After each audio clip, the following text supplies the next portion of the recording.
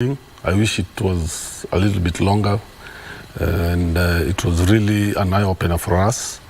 We trained at the best gym. Nobody else trains there except the national team.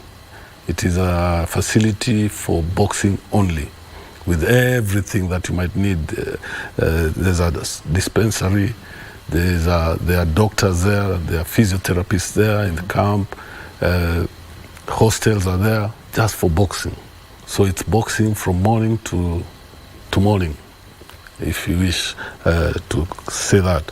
So the dedication, the commitment, the environment is all conducive for good results. They spend a lot of time in training in camp with all those more than 10 coaches.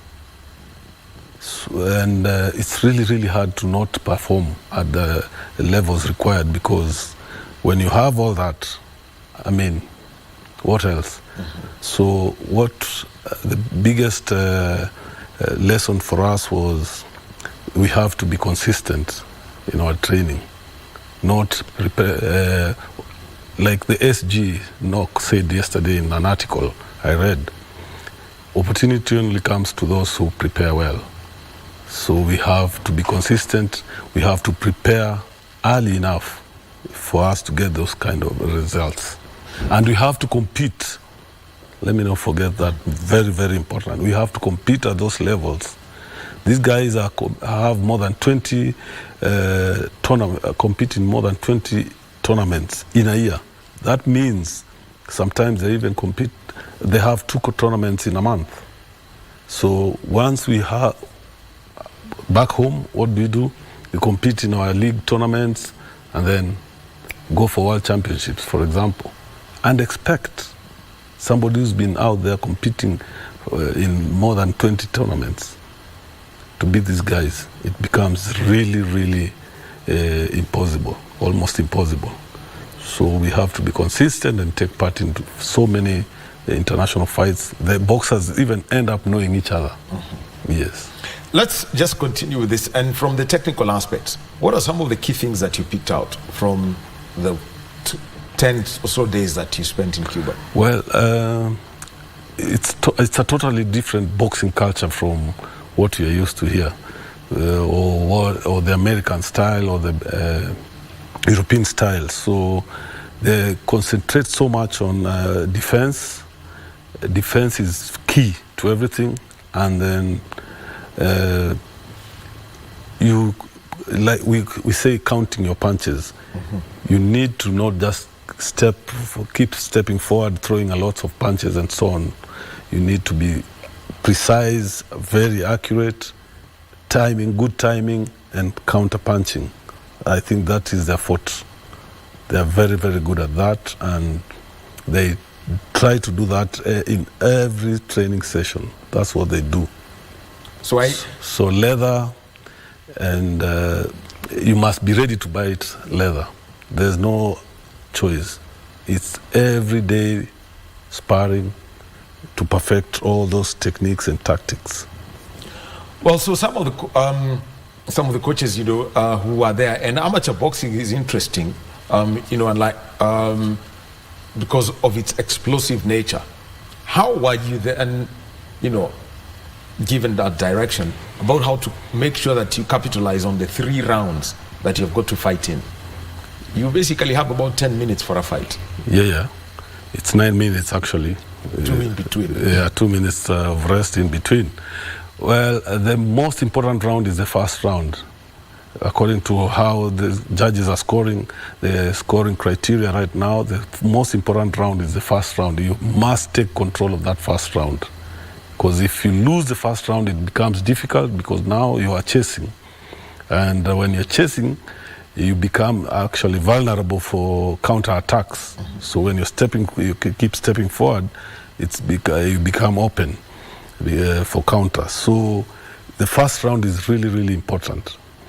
The other thing is you must show competitiveness, and then quality, what we call quality punches. That's where now these Cubans are very good at.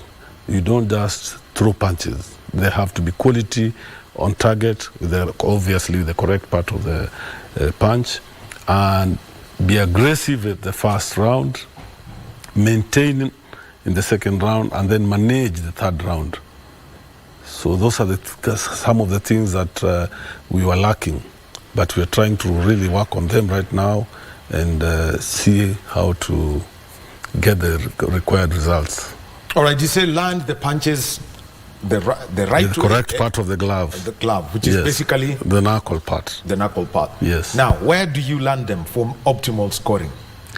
The target is the face, in front of the ears, up to the waistline, the front part. Yes.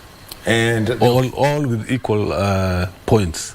It does not matter whether you hit the head or you hit the body. They all have equal points, but of course, great technique will allow you to hit the body. So in case you are tied in the number of hits, then now the judges will look at the technique. Yes. What they call style. Yeah. If you, for example, had 10 shots or hits on the head, and I had 10 hits as well, but 5 on the head and 5 on the body, I'll take that round because I had to be very technical to be able to hit your body. Yes. So you had to sleep, roll, and duck, or make some good moves to be able to hit that body. So that means you are technically sound in that round. So you end up winning that round, even though we were equal on points in that particular round. Because that's one aspect of amateur boxing that, somebody who's cheering at the other would overlook, that they see I've landed 10 on the head, yes, but none on the body. So by landing 10 on the head, and the referee doesn't lift my arm. Well, it depends. You've landed 10. Like I've landed 10 as well. Yes. But mine are some on the head, some on the body. So if there's a tie, and in amateur boxing we don't have draws. Yes. So the judges have to have a winner. Definitely, that means I'll take that fight because of the body hits, the body shots. Because the 3 criterias, besides competitiveness, quality punches on target, you also who was technically and was tactically superior. So that comes in, especially when there's a tie or something like that. So, yes, we're with Coach Musa Benjamin. He is the head coach of the Heat squad, and they are preparing, for the Olympic qualification. It's quite a process that you have to go through, qualify through in the Italian city of Busto Arsizio, or you have to go to Bangkok, Thailand. Those are the two if you're to participate in the Paris Olympics. Now, Coach, let me now come into what you have seen as you prepare the national team. We've had about 5 legs of the National League. And what are the key things that you have seen in terms of growth of the boxers who would be in the Heat squad ever since they were in Dakar in September last year? First things first, we must remember that we are actually going through a transition. So most of these boxers are new. More than half of them now are new to the team, and not at in terms of experience, not at that level where Nico Kors, Joey's, and the likes. So I think there's some good progress, very, very good progress, because we have something we call a boxer's profile, even when during competitions. So we look at those things, the technical and tactical aspects, the attitude.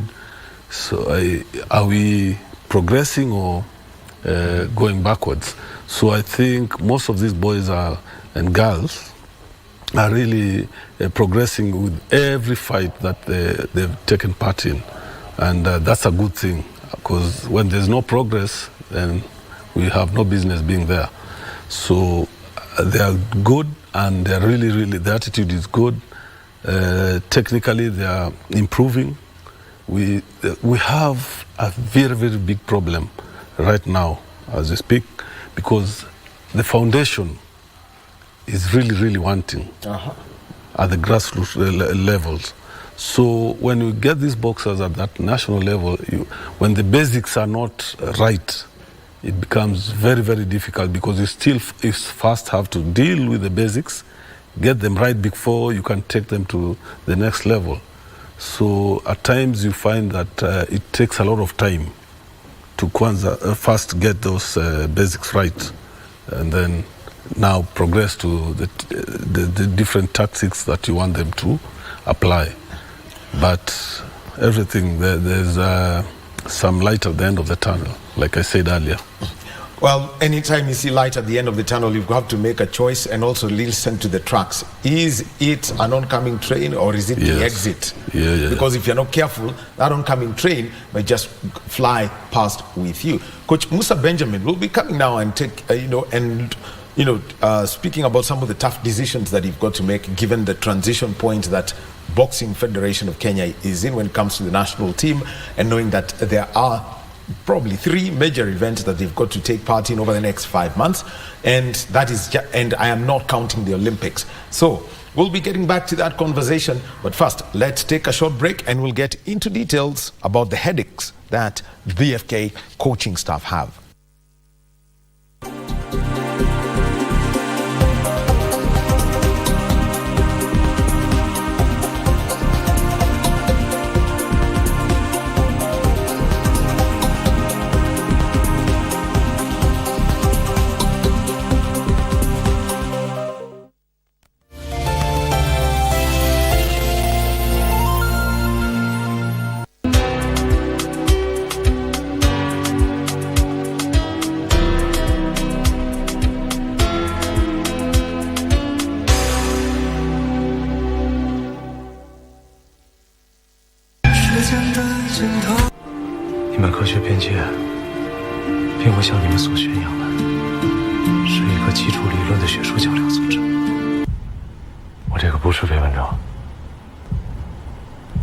人家说了，你说那种情况根本不存在。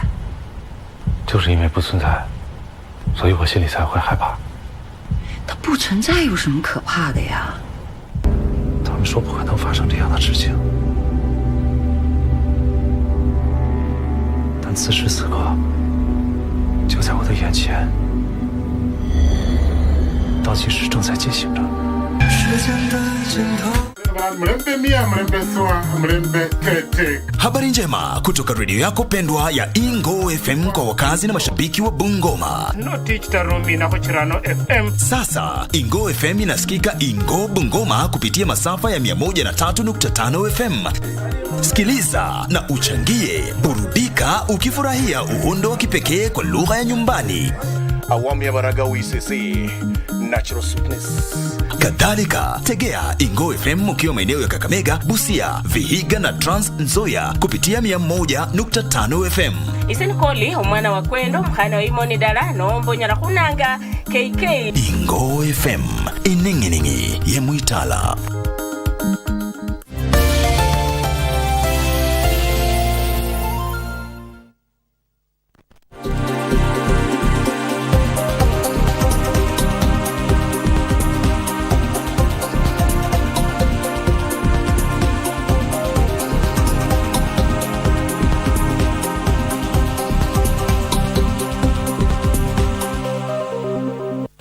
And welcome back to Sports Check on this Monday morning. It is the 5th day of February 2024. Well, we'll be continuing with our conversation around boxing in a short while. But first, we have to move over to State House, Nairobi, and His Excellency the President, Dr. William Samoei Ruto, and the moment together with First Lady, Her Excellency Rachel Ruto, are there, and they are ready to receive the President of the Republic of Poland, Andrzej Duda. Andrzej Duda is here for a state visit, and they are going to have bilateral talks taking place. So at the moment, we can see that the vehicle that is current President Judah has arrived at State House Nairobi, accompanied by First Lady of Poland. Quite a coincidence, dressed almost in identical colors, and the President welcomes His Excellency the President, Dr. William Ruto, introducing President Duda to the delegation. The Chief of the Defense Forces, General Francis Ogola, is there to receive him, and also introduced to the head of public service. So they are ready now to walk up to State House Nairobi. What's going to follow next is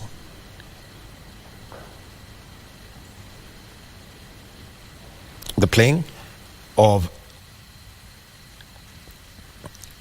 the national anthems of the two countries are now going to be played.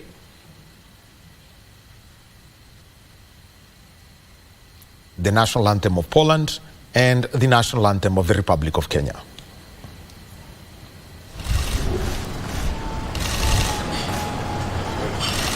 Again, Mr. President, welcome to Kenya, welcome to Nairobi. We're really grateful, we're really happy to have you.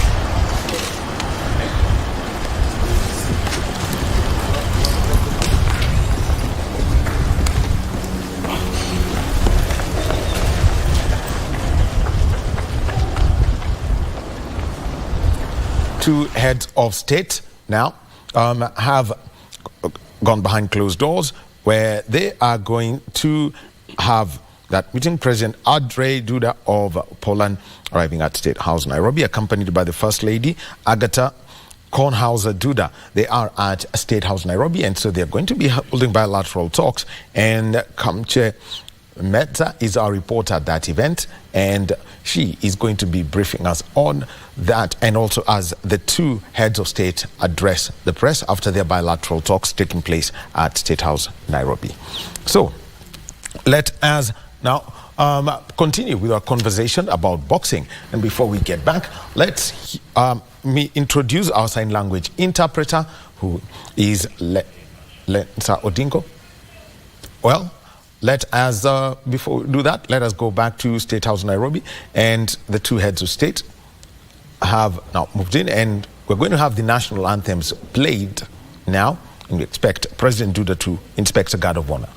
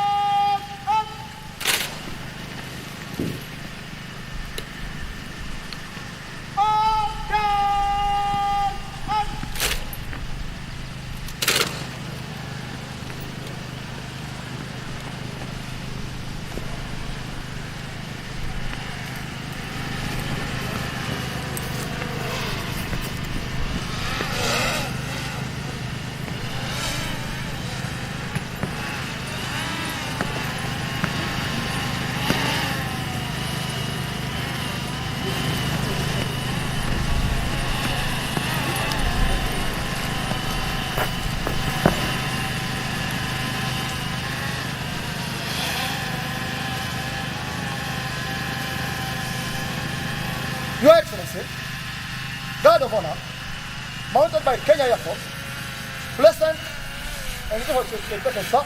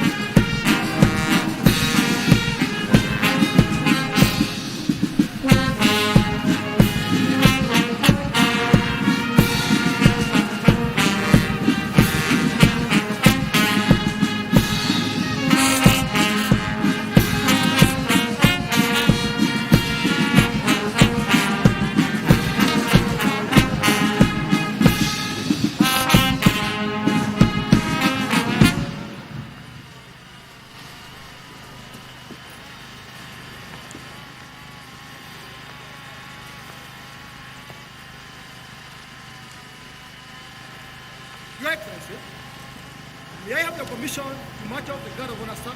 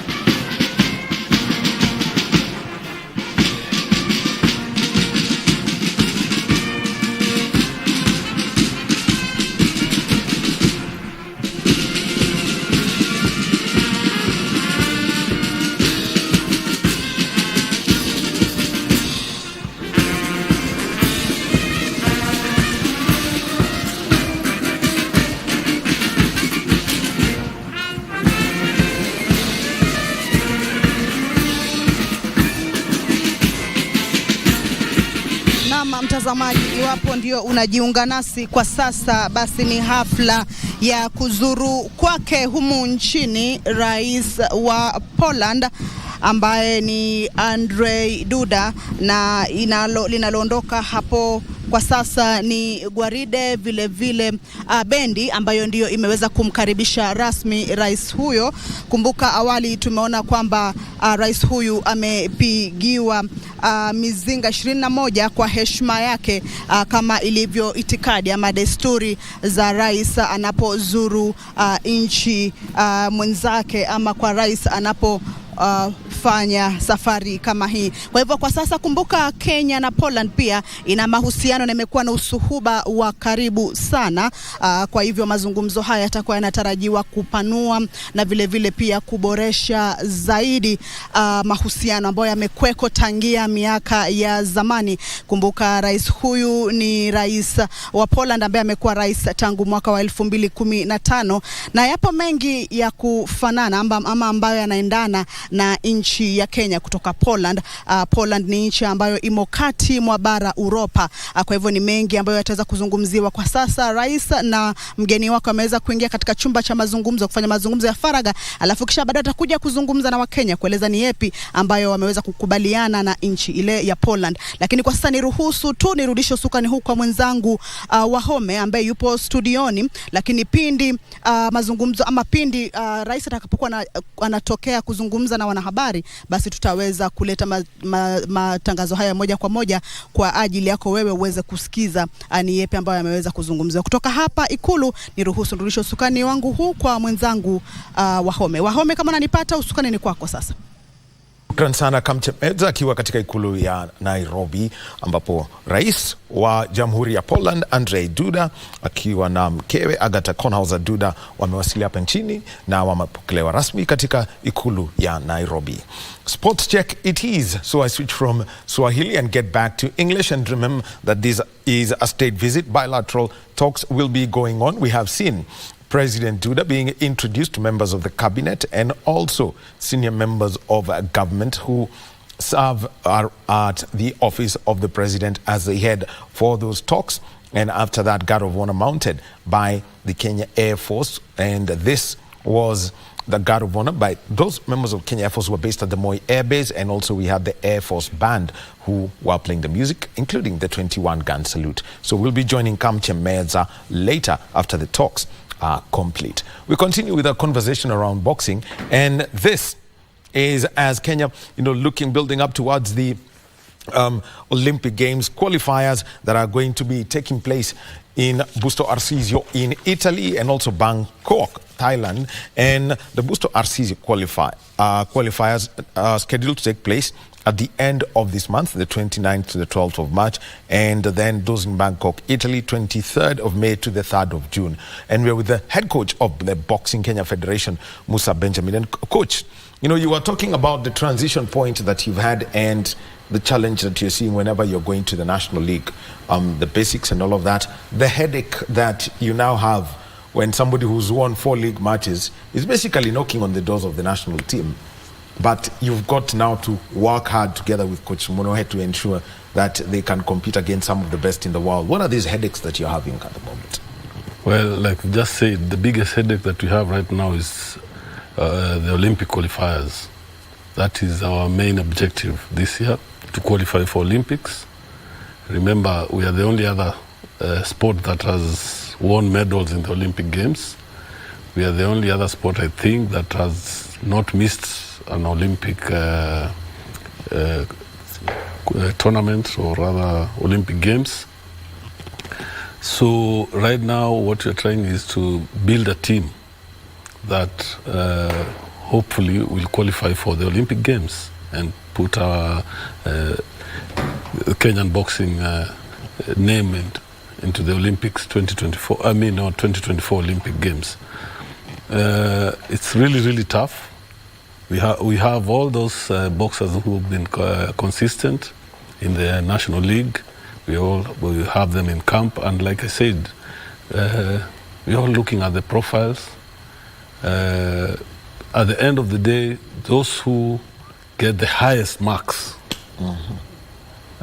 because all these things, the technical, the tactics, the attitude, we are giving them marks.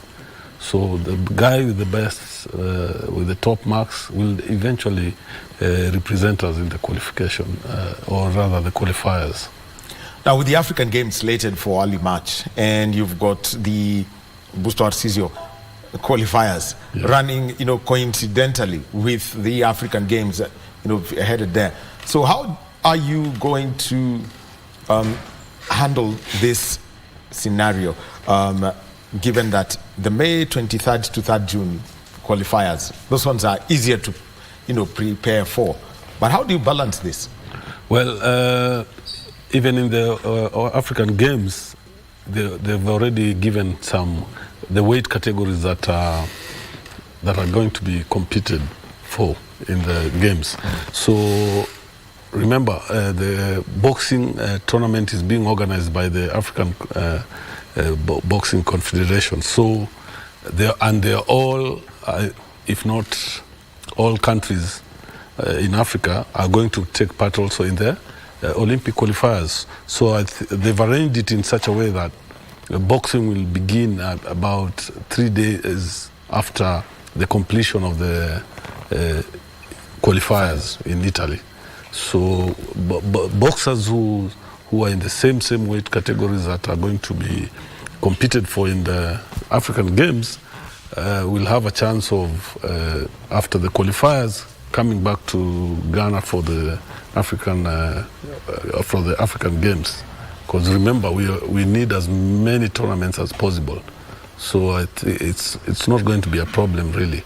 What will happen is those who are not in the Olympic qualifiers in weight divisions will stay back and continue with training, and then we hook up later with the others in Ghana. Yeah. So, and now looking at the criteria for each one of those two events, the one in Italy and that in Bangkok, Thailand, what's the entry criteria that has been given? In terms of... for what you need, is it open, or is there a criteria, is there a limit of this? Well, all boxers registered in the AIBA database are eligible for the qualifiers. So we have all the boxers. They've taken part in the various international tournaments, so they're all good to go for the tournament, provided we register them within the period given, which we've already done, and they're there on time. Yes, make weight as usual, be in good health, and they'll be there to compete. Let's talk about, as we come to a close here, some of the lady athletes that would be taking would be at the Olympics. There is Friza Asiko, Teresia Mwangi would be an interesting name to call up. Pauline Shege in the featherweight, and Amina Martha, who is competing in the 54 kg, that is the bantamweight division. Christine Ongare, we definitely know where, as light flyweight, so, who is, she's got to face a lot of competition if she's, to make it to the Olympics, knowing that she's part of this, the leadership team of this boxing team. What's your outlook on these women who are there? Actually, right now we have 5 very competitive women boxers, and they all have chances of qualifying. They're now firing at the levels expected of them, very motivated, and I think actually we are in the African qualifiers, we expected more women to qualify more than the men. Yes, they really had a chance, and we still believe we will be able to qualify 2 or 3 from the women's side. They're good. They've really improved, and they're firing at the levels expected. We have a football scenario in boxing where even the coaching staff expect the women to outperform the men. Well, the men have a big history. So let's talk about the super heavy Fred Ramogi. We are seeing Peter Luanga, the likes of Peter Luanga, Boniface Mugunde. Then we also have got Boniface Maina and Ethan Irongo Karanja. What are the chances now? Well, right now we don't have Ramogi is not in the team right now because he's been absent or missing in action in the last leg matches, 5 legs that we had. So definitely you can't have somebody who's not been active in the team. We have a new boxer who we are trying to groom. Abu Bakr is in the team right now as super heavyweight. Heavyweight, in the heavyweight category, we have Peter Abuti. He's new in the team, but doing very well. We only need to get him have the right attitude and be more hungry. At the moment, he's not as hungry as we want him to be, but he has the potential to be a better boxer. Boniface Maina is actually one of them, would say, the most experienced in the team. He's assistant captain as well. He's also got very, very good chances. He's really, really improved. We saw in the African qualifiers, we saw him beat one-time world champion from Morocco. Ethan Maina is right now, from his performances, we have Alois Vincent, another new young boy in the team as well, in the provisional team, and he's really giving him a run for his money. That's what we want. Yes, exactly. That's what we want. And so there's a stiff competition there. Okay. You are yet to say or conclude who will take that mantle in that weight category. And for the rest of the boxers, they are really, really ready to go. I'm sure they'll give a good performance. All right. Well, thank you very much, Coach Musa Benjamin. He is in charge of the Heat Squad, the national boxing team, preparing for the Olympics, and also there is the African Games. So we're just waiting for that announcement and be told, let's roll, and we'll be getting more in-depth stories from the real boxers themselves who are working under Musa. Asante sana. Thank you. Well, next, remember, also part of what we're doing, remember later, is that His Excellency Andrzej Duda of Poland has been welcomed at State House, Nairobi, by His Excellency the President, Dr. William Ruto. So, Kamche Medza, we shall be joining her later, and that is when the two heads of state will be giving a media briefing at State House, Nairobi, on the bilateral talks that they're having. And also happening now is the commissioning of the Nairobi Land Justice Working Group at the Milimani Law Court Ceremonial Hall. And in attendance is Cabinet Secretary for Lands, Alice Wahome, the National Land Commission Chair, Gershon Otachi, and Chief Justice Martha Koome. So we shall be keeping up with that story. Right now, let's take a break. And when we come back, we'll be talking the AFCON and the FKF Premier League.